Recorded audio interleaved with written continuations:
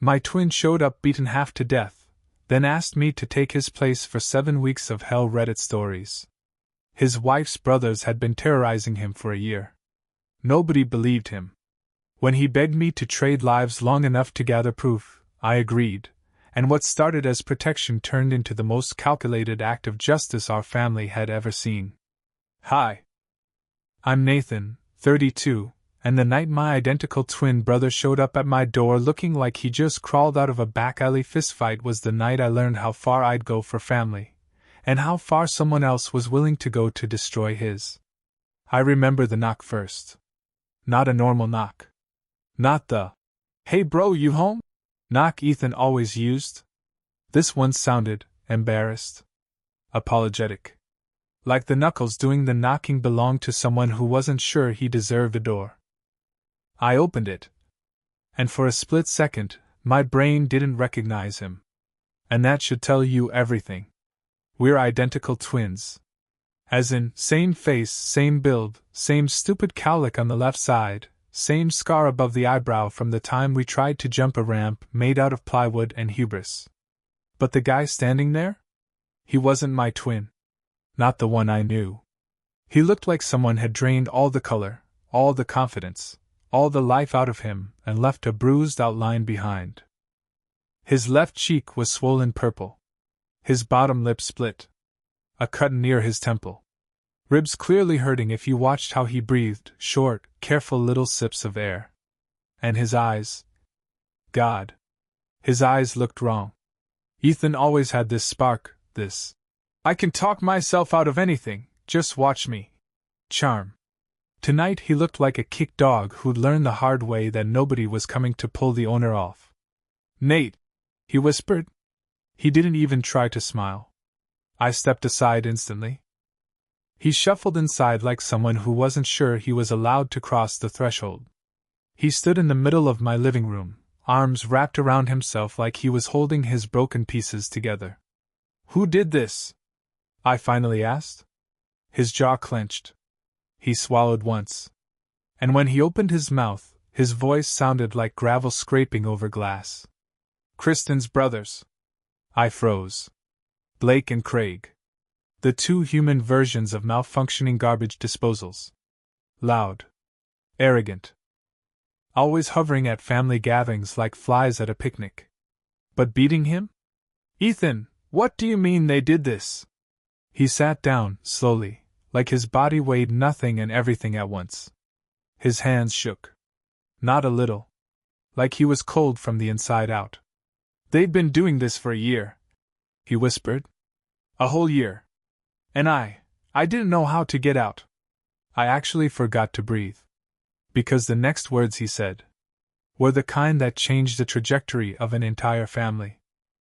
"Nate, I need you to switch places with me." I blinked. "Come again?" He lifted his head, and I swear my heart broke and cracked and fell apart all at once. "I need time to escape. Time to think. Time to survive." He swallowed hard. "And you're the only person who could pass as me long enough to make that happen. Let me be clear. I'm not the reckless twin. I'm the reads instruction manuals, files taxes early, and labels leftovers twin." But looking at him, at the bruises, the terror, the desperation, something fierce and ancient lit up in my chest. He needed me. My brother needed me. And I knew, without even thinking, that I was going to say yes. The only thing I didn't know was that I wasn't just agreeing to step into his life. I was agreeing to step into a war. Ethan didn't ease me into the story. He unloaded everything like someone finally allowed to drop a boulder they'd been carrying for a year. And every word he said made my blood run hotter. "It started with jokes," he said quietly. "The kind that aren't jokes, just insults wearing cheap disguises. Soft. Useless. Beta. Marketing guy." Not sure why that was an insult, but Blake said it like a slur. And Kristen, his wife, didn't defend him. Didn't tell her brothers to knock it off. Didn't even pretend to see it. "A few months in," Ethan continued, "they started showing up unannounced. Let me guess. I said. Using the spare key? He winced. Which told me everything. They'd walk right in, he said. Eat food. Change the channel. Go through our stuff. Tell me I should be grateful Kristen married below her level. I clenched my jaw. If there's one thing I can't stand, it's arrogance. If there's two, it's arrogance mixed with entitlement. And Kristen? I asked. She said it's just how they are. Translation. She didn't want to deal with them, so Ethan was the sacrificial lamb. Then came the moment everything changed. He told me about the first time they hit him. He had asked them, politely, to keep it down because Sophie, his 3-year-old, was sleeping. Blake shoved him. Craig laughed. It escalated. Garage. Door closed. Just teaching you respect. I felt something low and ugly twist in my gut.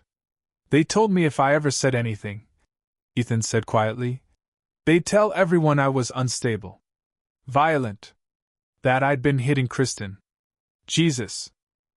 And they'd win, he said, voice crumbling. You know they would. Her family worships them. They'd take Sophie from me. Then he showed me the photos. Bruises from months ago. Old cuts. Medical reports he'd hidden in a laptop folder labeled Taxes 2017. The fear in his voice wasn't normal fear. It was fear that's been marinating, soaking into bone. I'm afraid all the time, he said. I'm afraid they'll hurt her. I'm afraid Kristen won't believe me if I tell her. I'm afraid I'll snap and ruin everything. He looked up at me. But I can't go back there. And then came the ask. Nate, please. I need to get away. I need to heal. But I can't disappear unless someone's there in my place. Someone who can take the hits. Someone who can handle them. You want me to become you? I said slowly. He nodded. For just long enough. He whispered. To get enough evidence. To hold them off. To buy me time. The crazy thing? It made perfect sense. We'd switched places before, in school, in college, at family parties. But this time wasn't a prank. This time had stakes. Ethan, I said. He looked so small. So apologetic. So broken. I didn't hesitate. I'm in. He broke down crying. Ugly crying. Relieved crying. I stood there thinking. What the hell did I just agree to? But under all that, I felt something fierce awaken. Because if those guys wanted a punching bag, they were about to get one with teeth. I expected the switch to feel strange. Unnatural. Like slipping into someone else's skin. Instead, it felt like sliding into a role I'd accidentally been preparing for my whole life. Identical twins aren't just siblings. We're mirrors. We're echoes. We're built to imitate each other without thinking. By the time we finished syncing our routines, speech patterns, and schedules, I could have passed a DNA test emotionally, not just biologically. 3 days after Ethan arrived at the cabin to heal, I walked into his house. His life. Like someone stepping onto a stage. Kristen barely noticed me. She breezed in after work, kissed me on the cheek without eye contact, and immediately launched into a rant about her mom's ridiculous group chat drama. I nodded like Ethan would. Shrank my shoulders. Kept my voice soft, submissive, the way abuse trains you to speak. And she didn't blink. Sophie ran up to me yelling, "Daddy!" and hugged my leg like she always did to him. That one hurt. Because she deserved so much better than the disaster adults surrounding her. But the real moment, the one that marked the turning point, came at 6:47 p.m. The front door unlocked. Without knocking. Without announcing. Just entered. Blake. He stepped inside like he owned the deeds, the mortgage, the air. Craig followed behind him, carrying takeout, not for the family. For themselves. My gut tensed. Not from fear. From anticipation. Showtime. Blake spotted me and smirked. There he is. The housewife. He set his boots on the coffee table, with the entitlement of a man who had never been told no. "Where's dinner?" he demanded. "Kristen's warming up leftovers," I said softly. He stepped closer. Into my space. So close I could smell the cheap beer and cheaper ego leaking off him. It was exactly as Ethan described. The intimidation stance. The mocking tone. The calculated dominance dance of a man who'd never been punched hard enough to question his worldview. Blake shoved me. Not a playful shove. You belong lower than me. Shove. I stumbled back exactly the way Ethan would have. Because I'd practiced it. Craig laughed. "What's wrong, Ethan? Still delicate?" I kept my eyes low. But inside? Every muscle in my body was coiling like a spring. And I wasn't alone. Every camera I'd installed that morning was watching. Recording. Logging timestamps. Uploading to cloud storage. Kitchen. Hallway. Garage. Living room. Sophie's playroom. Front door. All of it. But the real turning point, the moment I knew this plan was going to work, came when Kristen finally looked up from her phone. She saw Blake shove me. She saw me flinch. She saw Craig crowd me. And instead of outrage, instead of fear, instead of concern, she rolled her eyes. "Oh my God, Ethan! Stop being dramatic. They're just messing with you." That was when something clicked in me. Ethan wasn't crazy. Ethan wasn't weak. Ethan wasn't imagining anything. His reality had been dismantled piece by piece. Not just by the punches, but by the normalization of cruelty. Tonight was the midpoint. Tonight was the moment everything snapped into place. Tonight I realized I wasn't just here to collect evidence. I was here to dismantle an entire family system rotten to the core. And this was only the beginning. If part 3 was the turning point, part 4 was the descent. I thought I knew what I was walking into. I didn't. Because living as Ethan, even temporarily, didn't just mean playing the role. It meant inheriting the weight of what he'd been surviving. Week 1. They shoved me. Mocked me. Crowded my space. Small things that didn't look like much individually, but added up to a steady drip of humiliation. Like water torture by insecurity. I recorded every second. Kristen didn't notice a thing. Or maybe she did. And chose not to see it. Week 2. They escalated. Blake dragged me into the garage. To talk. Which meant punching me in the ribs while Craig blocked the door. Left side. Twice to the stomach. Once to the shoulder. Not enough to send me to the hospital. Just enough to bruise deep and invisible. Kristen saw me holding my ribs that night and said, "I keep telling you to stop lifting heavy things. You're so dramatic, Ethan." If she had been any more oblivious, she would have been furniture. Week 3. The threats began. Craig leaned close during one of their visits and murmured, "You know, custody courts really believe mothers over fathers. One accusation, that's all it takes." He said it casually, like he was commenting on the weather. I didn't respond, either did the recorder in my shirt pocket, but every syllable was captured in crystal clarity. Later that night, I stared at myself in the mirror and understood how Ethan had unraveled. You don't survive something like that by being strong. You survive it by going numb. Week 4. The beating was worse. Blake was pissed about something at work and decided I was the appropriate punching bag. He pushed me into the garage again. Craig held my arms. And Blake hit me. Body shots. Fast. Hard. Methodical. Not a rage beating. A lesson beating. I let it happen. Every punch. Every shove. Every threat. Not because I was scared. But because I wanted the footage. My ribs screamed for days. I didn't break character. Kristen asked why I was limping. I told her. Just tired. She nodded and went back to scrolling Instagram like we were discussing recycling habits. Week 5. The fatigue hit. Living as a victim does something to you. Your shoulders hunch. Your voice shrinks. Your breath gets quieter. You start anticipating pain before it arrives. I understood Ethan in a way I never had. The way trauma can sculpt someone, shape them into something unrecognizable. But I also understood something else. I wasn't going to break. Because I wasn't Ethan. I didn't have a year of this behind me. I had rage. I had purpose. I had an endgame. Week 6. I compiled everything. Video. Audio. Dates. Times.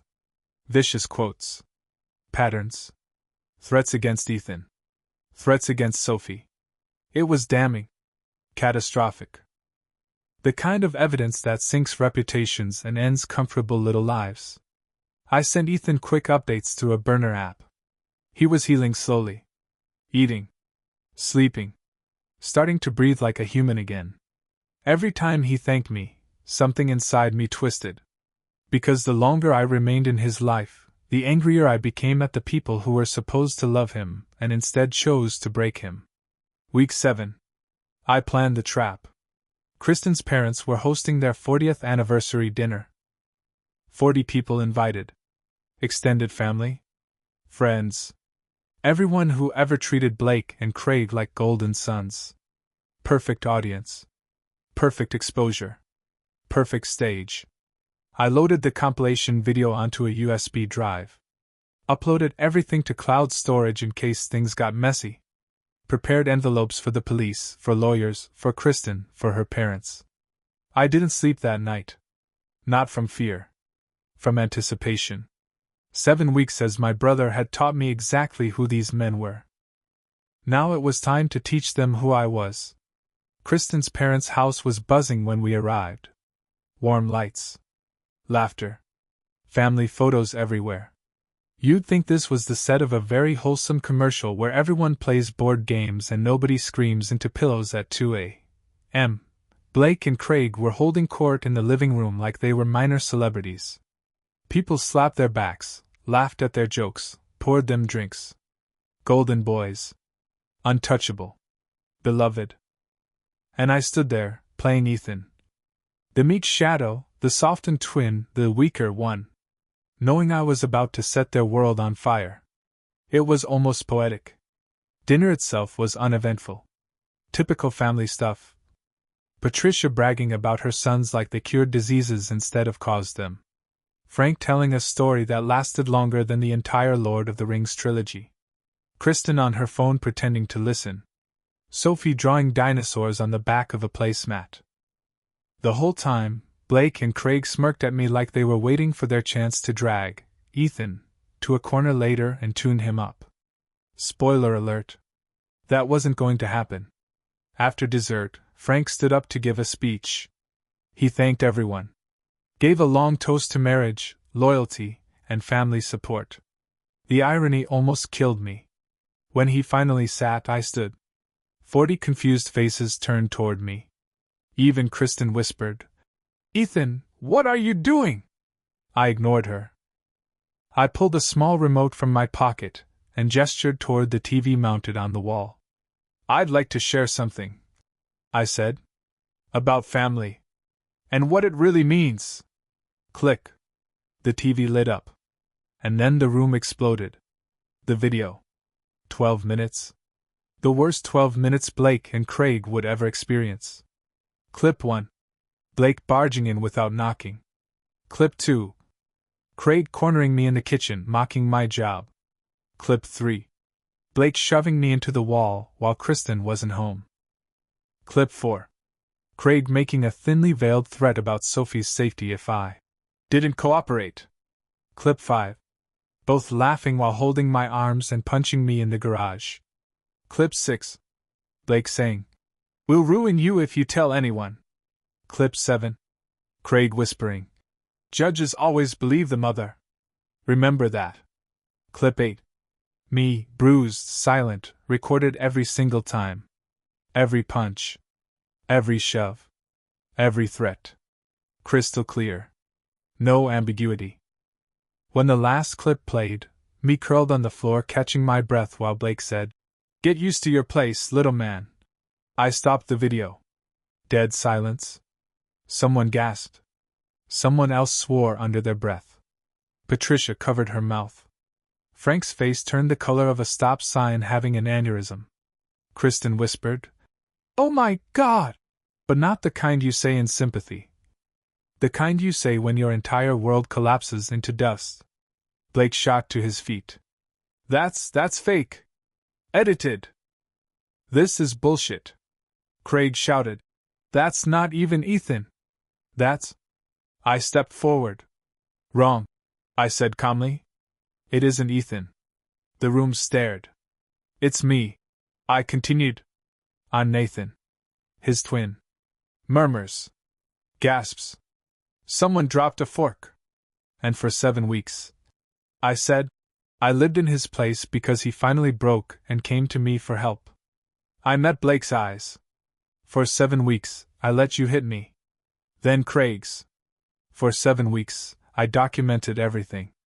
Kristen's face turned gray. Where is Ethan? She whispered. Far away, I said. Safe. Healing. With a lawyer. And then came the police. They entered through the front door like I'd choreographed it, which I had. 2 officers. Badges out. Blake and Craig Harris? Blake tried to bolt. They grabbed him. Craig tried to argue. Didn't matter. You're under arrest for multiple counts of assault, harassment, intimidation, and making threats against a minor. The room erupted. Shouts. Crying. Accusations. Confusion. Kristen collapsed into her mother's arms. Patricia sobbed hysterically. Frank looked like he aged 10 years in 10 seconds. And Blake and Craig? They looked at me like they finally realized I wasn't Ethan. I wasn't their victim. I was their reckoning. As they were dragged out, Blake spit at me. You're dead. You hear me? You're... I stepped close enough for him to see the difference in my posture. The difference between Ethan's trained fear and my controlled fury. No, I said softly. You are. They pulled him into the patrol car, screaming. The doors shut. And just like that, the 2 men who spent a year terrorizing my brother were gone. Dinner was over. The detonation was complete. The room emptied fast. Nobody wanted to be there anymore.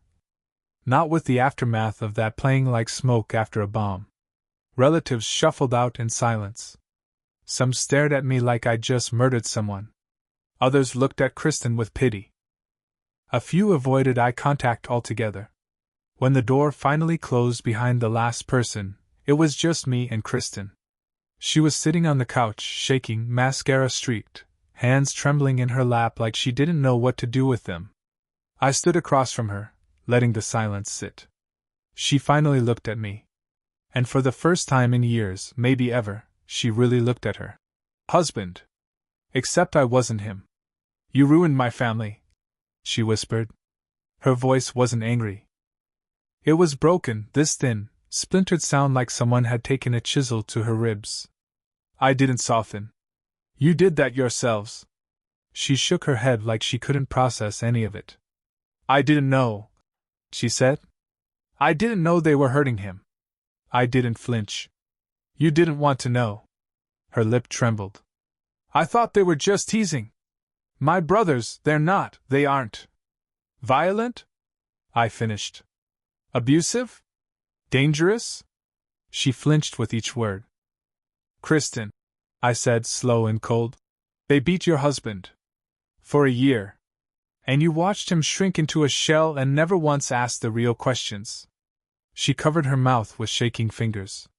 Her voice was barely audible. Why would they do that to Ethan? I stared her dead in the eyes. Because they could. Because they knew you'd side with them. Because you enabled it every time you laughed at their jokes or ignored Ethan's bruises. Her eyes filled. Stop, please. No. Someone should have told you this years ago. Tears streamed down her cheeks. And then she whispered the softest, most devastating question. Where is Ethan? Somewhere safe. I said. Somewhere he doesn't have to look over his shoulder. Somewhere you and your brothers will never touch him again. She let out a long, choked breath. You said you're not him.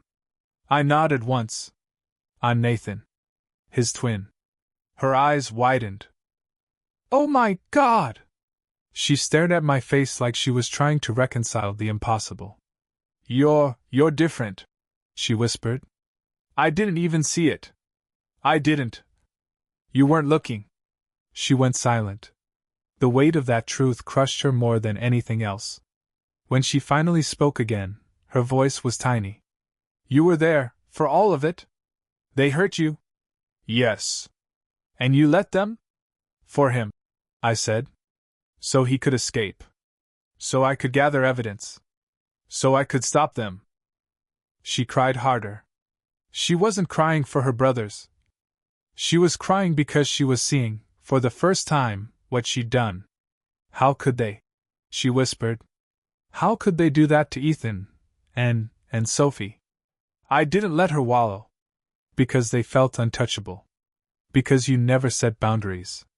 Because you valued their comfort over your husband's safety. Over your daughter's safety. She whispered. I failed him. I didn't say yes. I didn't have to. She looked up at me with hollow eyes. What happens now? I sat in one of the armchairs across from her. Ethan is filing for divorce. Her breath caught. And he's filing for full custody of Sophie. Her eyes snapped up, panic surging. No, Nathan, please, I'm her mother. I love her, I would never. You let two men threaten her father in front of her, I said. You brought danger into her home. You normalized abuse. You ignored bruises. You let your brothers use intimidation as parenting. Kristen shook her head, terrified. No, they wouldn't hurt Sophie. You don't know that, I said. And you didn't protect her. That's what the court cares about. Kristen collapsed forward, sobbing into her hands. Huge, ugly sobs that shook her shoulders. But I didn't reach out. Didn't comfort her. Not my job. Not my responsibility. Not anymore. When she could finally breathe again, she whispered. Can I talk to him? Not tonight. Tomorrow? No. What am I supposed to do? She begged. Her voice desperate and lost. What do I do now? I stood. You start telling the truth. To the police. To the lawyers. To every person who asks. She swallowed. And after that? She whispered. After that? I said. Maybe you'll start trying to earn back the right to be in your daughter's life. She blinked at me. Will Ethan ever forgive me? I stared at her. And for once in her life, she accepted the answer before I even gave it. No, I said softly. Probably not. Kristen broke again, curling into herself like she could disappear. But I was done. I walked to the hallway, grabbed a blanket, handed it to her, and said, You should go to your parents' house tonight. This isn't your home anymore. She nodded numbly, gathered her purse with shaking hands, stopped at the door. Does he hate me? She whispered. No, I said. And she almost looked relieved. Ethan doesn't hate anyone, I continued. He just finally learned to stop loving people who hurt him. She closed her eyes. Let the truth settle. Then she walked out. I locked the door behind her. And for the first time in a long time, the house was silent. I didn't sleep that night. Not because I was nervous. Because for the first time in 7 weeks, I didn't have to brace for a man with a key to walk in and beat me. The house was calm. Still. Almost unnervingly quiet. Kristen was gone. Blake and Craig were in jail. The nightmare was over. At least the part that involved fists and garage floors. Now came the legal fallout. The custody war. The reckoning. I spent the next morning cleaning the kitchen and resetting the house the way Ethan used to keep it, neat, orderly, safe. It felt symbolic. Like preparing a landing pad for the person who deserved a home without fear. Around noon, my phone buzzed. Ethan. Are they gone? Me. Yeah. You're clear. Come home, brother.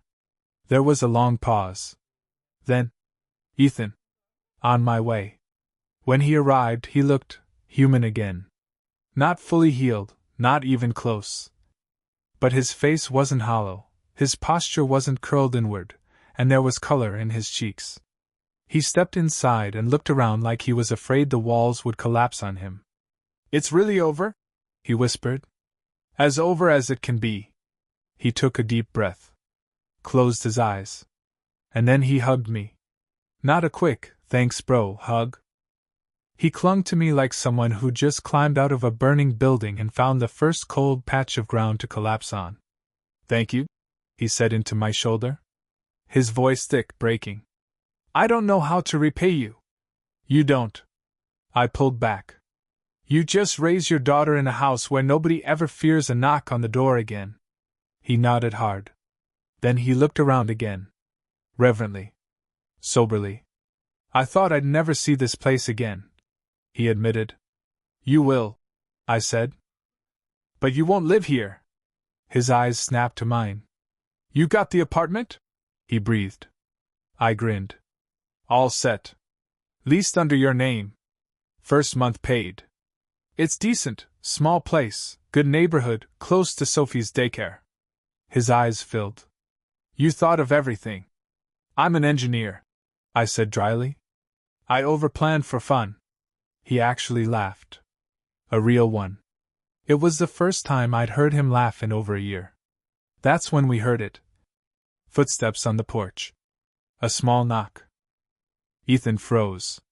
His breathing hitched. His shoulders rose.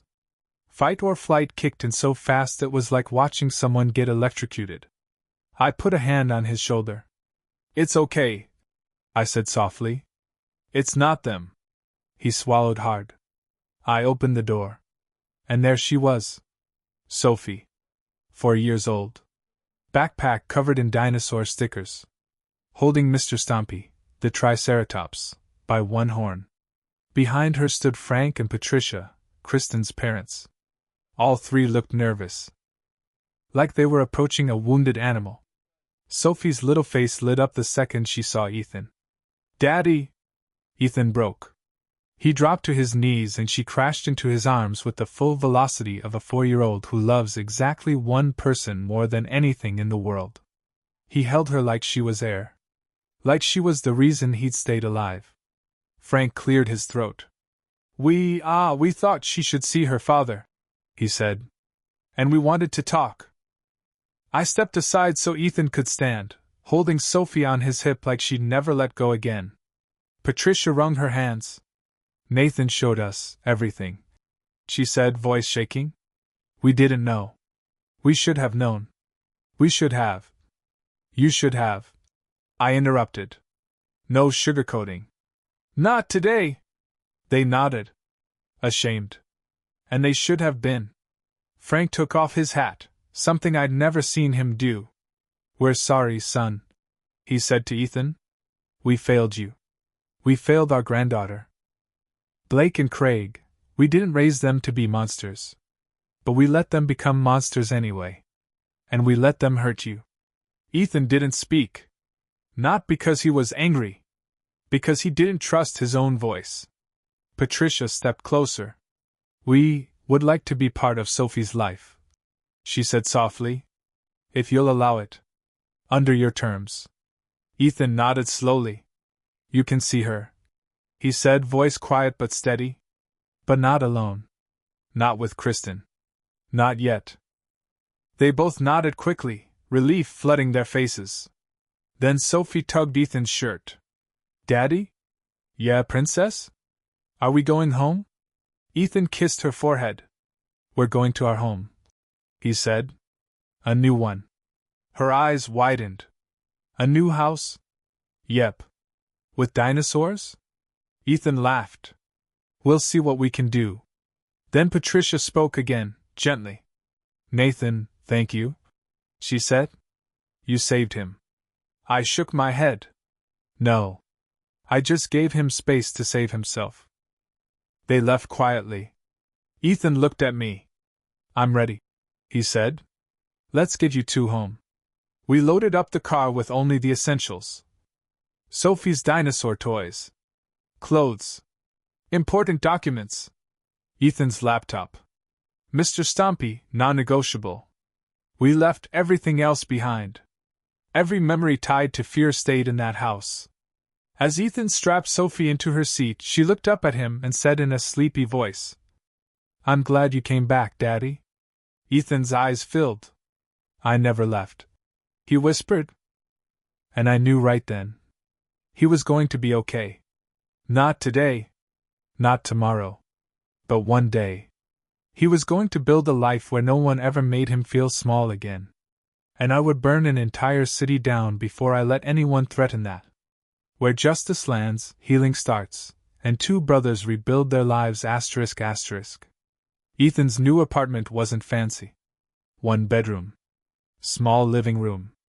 Kitchen the size of a walk-in closet. A little balcony overlooking a parking lot filled with dented Toyota Corollas. But when we carried Sophie inside, she gasped like we had taken her to Disney World. "Daddy! It's so cozy!" She ran around with Mr. Stompy, exploring every nook of the empty apartment, narrating like a tiny realtor. "This is the living room. This is the kitchen. This is a closet. This is another closet but smaller." Ethan leaned against the wall and watched her. And for the first time since he'd shown up at my door beaten and broken, he smiled like someone free. Not someone escaping. Not someone pretending. Someone truly free. We spent the rest of the day setting up furniture I'd ordered ahead of time. Bed. Table. Bookshelf. Night lights. A small rug with dinosaurs. Sophie immediately claimed it as her Dino Park. Ethan kept stopping every few minutes just to breathe. To exist. To feel what life was like without dread. When the sun set, Sophie passed out on the couch mid-drawing of a velociraptor eating spaghetti. We made coffee and sat on the balcony, letting the cold wind clear the dust from the past year. Ethan spoke first. "I don't know who I'd be without you." "You'd still be here," I said. "Just slower getting out." He shook his head. "No. I'd still be in that house. Taking the hits. Pretending I was okay. Losing myself." I didn't argue. He wasn't wrong.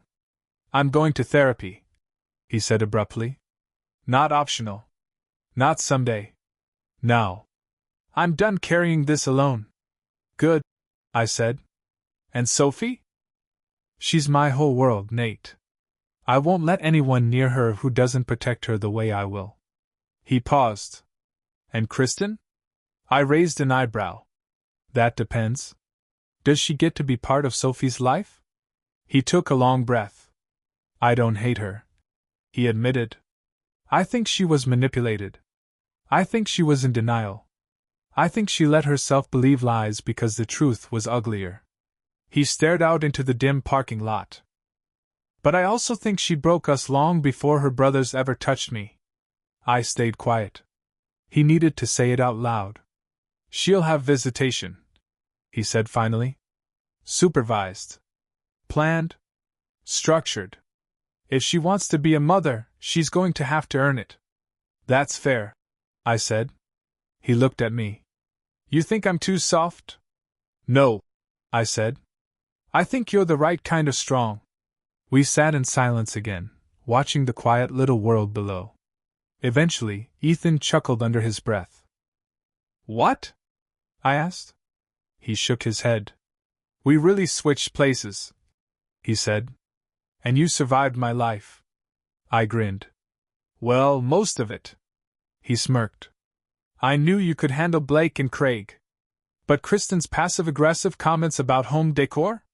That's a whole other level of psychological warfare." "Oh, absolutely," I said.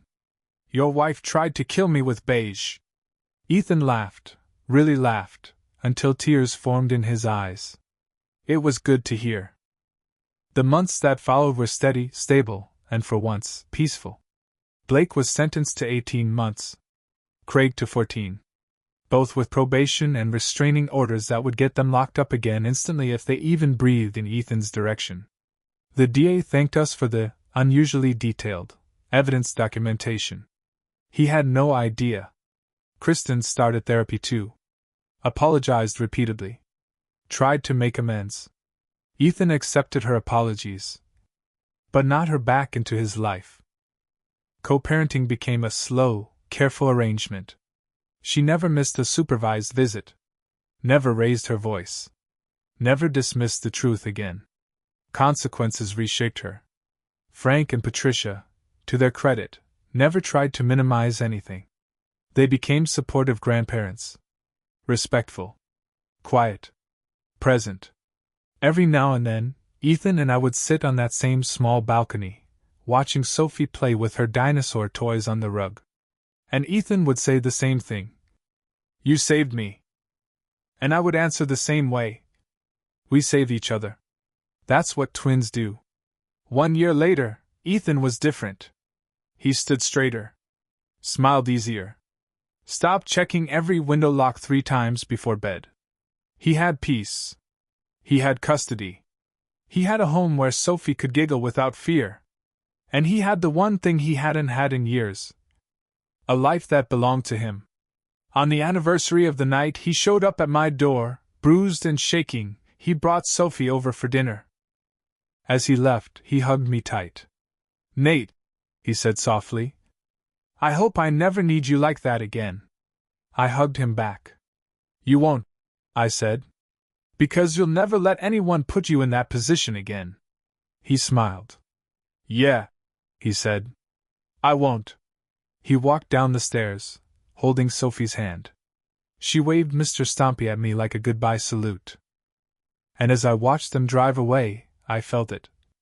The quiet victory that comes not from revenge, but from rebuilding something broken into something stronger. I didn't just help my brother survive. I helped him reclaim the life someone tried to steal from him. And I'd do it again. Every bruise, every moment, every risk. Because you don't let the world break your twin. Not while you're still breathing.